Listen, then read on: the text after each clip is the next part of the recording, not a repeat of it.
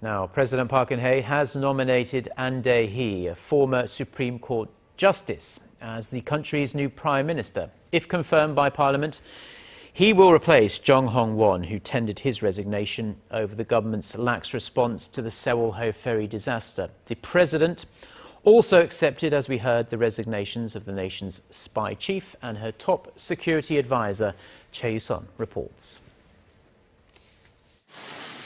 President Park Geun-hye has tapped Ahn Dai-hee, a former Supreme Court Justice, as the new Prime Minister.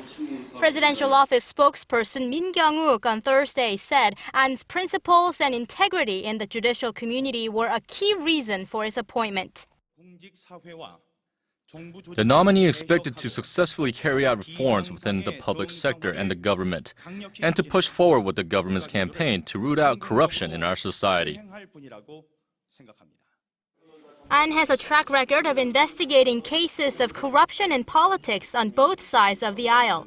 He made a name for himself in 2003 after looking into allegations that the then-opposition Conservative Party had amassed illegal election funds, and in the same year looked into corruption charges against the aides of then-Liberal President Roh Moo-hyun.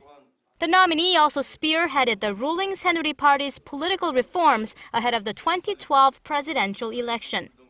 As part of President Park's recent promise of sweeping reforms, she also accepted the resignations of her top presidential security advisor Kim Jang-soo and National Intelligence Service Chief Nam Jae-jun.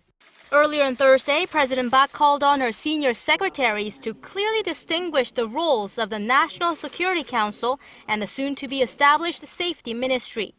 The president said the NSC should respond to anything that threatens national security, such as a war or a terror threat, while the Safety Ministry should manage public safety and natural and man-made disasters.